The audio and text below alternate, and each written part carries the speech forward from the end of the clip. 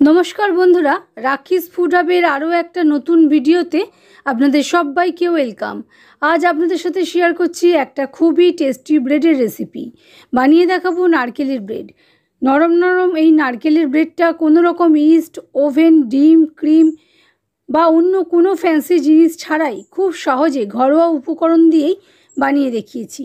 এই ব্রেডটা কোনো রকম ফার্মেন্টেশন ছাড়াই সহজেই বানিয়ে ফেলতে পারবেন। যেহেতু ব্রেডের মধ্যে নারকেল গুড়ের মিষ্টি স্টাফিং আছে, সেই কারণে এই ব্রেডটা শুধুই খেতে পারবেন এবং খেতেও ভীষণই ভালো লাগবে। সবচেয়ে বেশি ভালো লাগবে এই ব্রেডটা বানানোর পর গরম গরম খেতে। এর জন্য দেখুন, প্রথমেই একটা গ্যাস বানের উপর তাওয়া বসিয়ে নিয়েছি। তাতে মেজারিং কাপের 1 কাপ গ্রেটেড নারকেল আর হাফ কাপ মতো খেজুরের গুড় আমি অ্যাড করে দিয়েছি। খেজুরের গুড়টা যেহেতু ডালা বেঁধে আছে, সেজন্য গ্যাসের ফ্লেমটা লোতে রেখেই ডালাটা যতক্ষণ না মেল্ট হচ্ছে ততক্ষণ নাড়াচাড়া করে নিচ্ছি। আপনারা চাইলে এরকম ডালা গুড় না দিয়ে গ্রেটারের সাহায্যে গ্রেট করেও দিতে পারেন, তাহলে প্রসেসটা আরও বেশি তাড়াতাড়ি হবে। সমানেই নাড়াচাড়া করে নিচ্ছি। আর এই অবস্থায় গ্যাসের ফ্লেম বাড়ানো যাবে না। গুড়টা ভালো মতো মেল্ট হওয়া পর্যন্ত অপেক্ষা করছি। 1 চিমটে নুন আমি অ্যাড করে দিলাম। যে কোনো মিষ্টি জিনিসে একটু নুন দিলে টেস্টটা ব্যালেন্স হয়, খেতে বেশি ভালো লাগে। দেখুন, সমানেই নাড়াচাড়া করে নিচ্ছি। গুড় আমাদের অনেকটাই মেল্ট হয়ে গেছে, কিন্তু এখনও কিছুটা গোটা অংশ রয়েছে। এটা আমরা একদম যেরকম নাড়ু বানাই সেরকম পাক দেবো না, তবে আঠালো ভাব এলেই আমরা এটাকে নামিয়ে ঠান্ডা করে নেব। ঠান্ডা হওয়ার পর এটা স্টাফিং হিসেবে আমরা ব্যবহার করতে পারবো। এবারে দেখুন, একটা বড় মিক্সিং বোল নিয়ে নিয়েছি। তাতে 1 কাপ পরিমাণ দুধ আমি অ্যাড করে নিয়েছি। দুধটা কিন্তু রুম টেম্পারেচারই আছে। 1 টেবিল চামচ পরিমাণ চিনি, হাফ চামচ মতো নুন, 1/4 কাপ রিফাইন্ড সয়াবিন অয়েল আর 1 চা চামচ পরিমাণ বেকিং পাউডার আমি অ্যাড করে দিয়েছি। দিয়ে সবটা ভালো করে মিশিয়ে নিচ্ছি। মানে দুধ তেল ভালো করে নেড়ে মিশিয়ে নিচ্ছি, যাতে সবটা একসঙ্গে মিশে যায়। তারপরে 1.5 কাপ পরিমাণ ময়দা আমি 2 ব্যাচে অ্যাড করে দিচ্ছি। পুরো ময়দাটা একসঙ্গে অ্যাড করবেন না। প্রথমে অর্ধেকটা দিয়ে ভালো করে মিশিয়ে নেওয়ার পর বাকি অর্ধেকটা অ্যাড করে দেবেন। ব্যাটারে যাতে কোনো গুটলি অংশ না থাকে সেটাকে দেখে করতে হবে। দেখুন, এইরকমভাবে মিশিয়ে করে নিয়েছি। এবারে বাকি অর্ধেক ময়দাটাও আমি অ্যাড করে দিয়েছি। দিয়ে আবারও ভালো করে স্প্যাচুলা দিয়ে নেড়ে মিশিয়ে নিচ্ছি।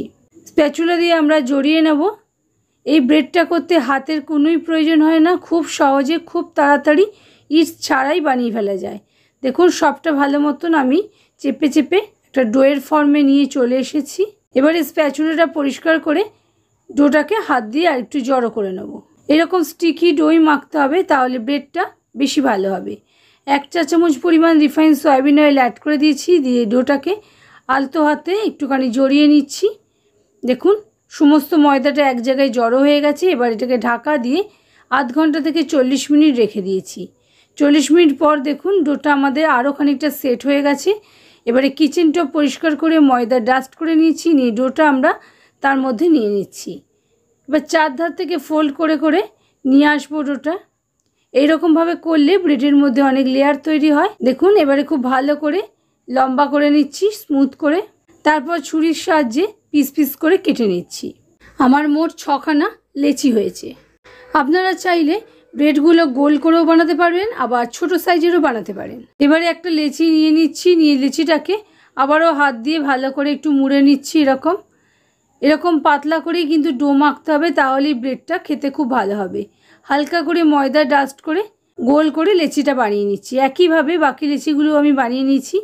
এবারে দেখুন, আবারও এটাকে কিচেন টপের উপর রেখে হালকা করে ময়দা ডাস্ট করে বেলে নিচ্ছি। এরকম লম্বা শেপে, মানে ওভাল শেপে বানিয়ে নিচ্ছি। প্রয়োজন অনুযায়ী খুব অল্প হালকা করে ময়দা ডাস্ট করে নিয়েছি। বেশি ময়দার ব্যবহার করবেন না। এবারে এর মধ্যে আমাদের পুরটা যে ঠান্ডা হয়ে গেছে, সেই পুর থেকে 1 টেবিল চামচ পরিমাণ আমি পুর নিয়ে নিচ্ছি। সব ব্রেডগুলোতেই আমি একই মাপের পুর দেব, তাহলে সবগুলোই একই রকম হবে খেতে। সেই জন্য একটা নির্দিষ্ট কোনো চামচ এরকম নিয়ে নেবেন। ভালো করে মুখটাকে সিল করে দিয়েছি। দেখুন, 4 ধার দিয়ে এবারে রোল করে নিচ্ছি। আলতো হাতে রোল করে নিচ্ছি। এই ধারের জায়গাটাও মুখটা সিল করে দিচ্ছি। এইভাবে মুখটা সিল করে নিয়েছি। আর একটা ট্রের মধ্যে বাটার পেপার দিয়ে রেখে দিয়েছি, সেটার মধ্যে সবগুলোকে সাজিয়ে নিচ্ছি। ব্রেডগুলোর উপরে দুধ ব্রাশ করে দিচ্ছি, তাহলে ব্রেডগুলো যেমন সুন্দর খেতে লাগে আর তেমনি হালকা একটা কালারও আসে।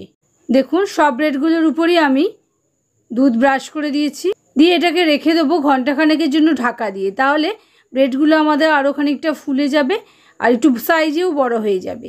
দেখুন আমি রেখে দিয়েছি। দেখুন ব্রেডগুলো অনেকটাই সাইজে বড় হয়ে গেছে। এবারে এগুলোকে তাওয়াতে আমি অ্যাড করে দিয়েছি।